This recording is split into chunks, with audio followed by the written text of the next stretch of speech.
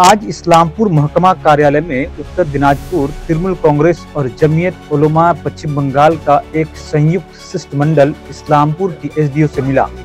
इस शिष्टमंडल में जमीयत उलमा पश्चिम बंगाल अध्यक्ष और बंगाल सरकार के मंत्री मौलाना सिद्दीकुल्लाह चौधरी, उत्तर दिनाजपुर तृणमूल कांग्रेस के जिला अध्यक्ष कन्हैया लाल अग्रवाल, तृणमूल कांग्रेस अल्पसंख्यक सेल के जिला अध्यक्ष जावेद अख्तर समेत दोनों संगठनों के कई प्रतिनिधि शामिल थे। एसडीओ के साथ हुई इस मुलाकात में प्रतिनिधि मंडल ने राज्य में चल रहे एसआईआर को लेकर कई अहम मुद्दों पर आलोचना की। मौलाना सिद्दीकुल्लाह चौधरी और तृणमूल नेताओं ने इस दौरान प्रशासनिक प्रक्रियाओं, आम जनता को हो रही परेशानियों और आवश्यक सुधारों को लेकर अपनी बातें रखी। मौलाना सिद्दीकुल्लाह चौधरी और अन्य तृणमूल नेताओं ने इस मुलाकात के बाद मीडिया के सामने अपनी बात रखी। দেখুন, এসআইআর তো 12টি রাজ্যের বিষয়। 12টি রাজ্যের মধ্যে আমরা পশ্চিমবাংলার মানুষ। Officially chief electoral officer CEO যিনি আছেন কলকাতায় পূর্ব, এছাড়া জেলায় ডিস্ট্রিক্ট ম্যাজিস্ট্রেট যিনি হলেন আরও, এছাড়া চিফ ইলেকশন কমিশন যিনি দিল্লিতে। 3টি ধাপে এদের সাথে যোগাযোগ যারা আমি বুঝতে পারলাম, এবং ভিডিও লেভেলে এরা 4টে অবজারভেশনের টেবিল করেছে যে কোন কোন বিএলও কোথায় কাজ করছে, প্রবলেম আছে না নেই। এক্ষেত্রে একটা পরামর্শ আমরা দিয়েছি যে কোন বিএলও কোথায় যাবেন তার কোনো রুট ম্যাপ হয়েছে না হয়। রুট ম্যাপ হলে বুঝতে পারবো আজকে আমাদের গ্রামে বিএলও আসছে। অতর্কিতভাবে গেলেন, আমি নেই বাড়িতে, উনি নেই বাড়িতে, উনি সাজেশনটা নিয়েছেন, এর গুড সাজেশন।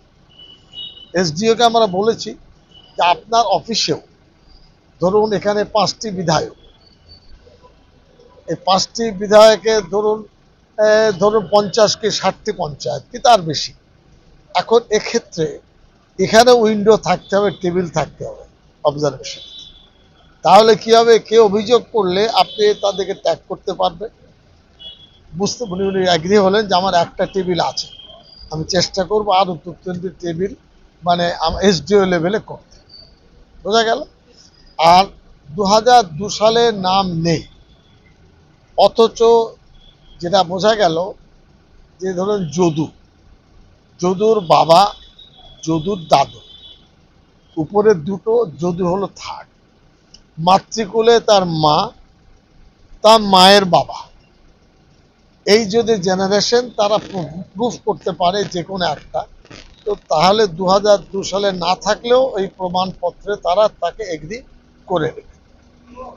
দ্বিতীয় আরেকটা কথা বললেন যে উত্তর দিনাজপুর আর দক্ষিণ দিনাজপুর এর প্রিন্ট আউট হচ্ছে কলকাতায়, সেন্সিটিভ এরিয়া বা যাই হোক কিছু, এই কারণে ফর্ম ডিস্ট্রিবিউশনে একটু সময় লাগছে। উনি বললেন 3 দিন আর সময় লাগবে।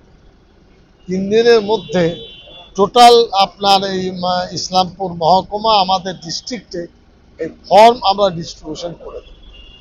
ফর্ম ডিস্ট্রিবিউশন করলে ভোটাররা বুঝবেন যে আমার কাছে একটা সরকারি তথ্য এসেছে। এইভাবে তার সঙ্গে কথা হলো, এবং এটাও বললাম যে বিএলওকে খুব পোলাইট হতে হবে।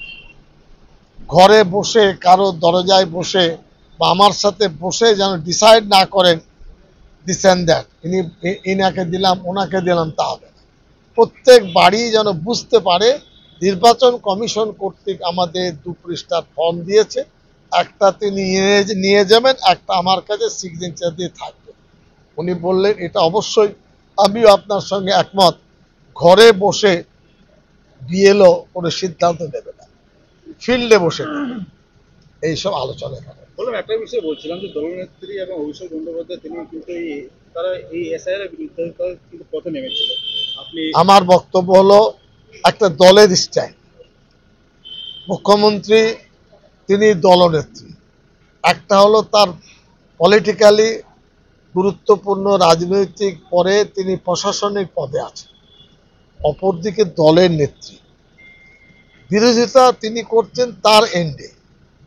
তিনি রাজ্যে বলেননি দলীয় কর্মী তোমরা রাস্তা নিয়ে বিরোধিতা করো, তিনি একটা স্ট্যান্ড পয়েন্ট নিয়েছেন, ইলেকশন কমিশন আমাদের উপর চাপিয়ে দিয়ে আমাদের ক্ষতি করতে চাইছে। বিজেপি টার্গেট করেছে পশ্চিম বাংলাকে, এই এন্ডে তিনি যথেষ্ট কিছু করছেন, সে ব্যাপারে তার কর্মতৎপরতাতে আঙুল উঠেনি। কিন্তু ডান সকাল এখন দুপুর 2টো বাজছে, আমি বলবো না যে 12টা বাজছে 4টে বাজছে, আমাকে স্বীকার করে নিতে হবে।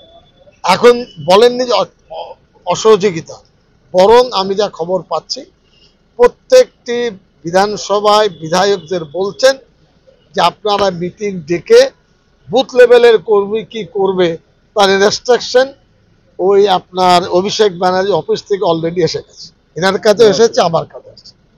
বোঝা গেল তিনি যেমন প্রতিবাদ করছেন, ওটা রাজনৈতিকভাবে বাংলা যেন বঞ্চিত না হয়, জোর করে জেনুইন ভোটার কাটা না পড়ে, তার একটা স্ট্যান্ডার্ড, তার স্ট্যান্ড।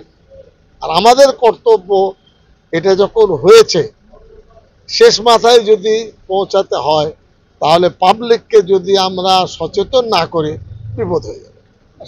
আমার বক্তব্য হলো শুভেন্দু অধিকারী যে পরিবারের একেবারে ওই মানে নিচু স্তরের চামার মুচির মতো এরকম কথা বলবেন আমি ভাবতে পারি।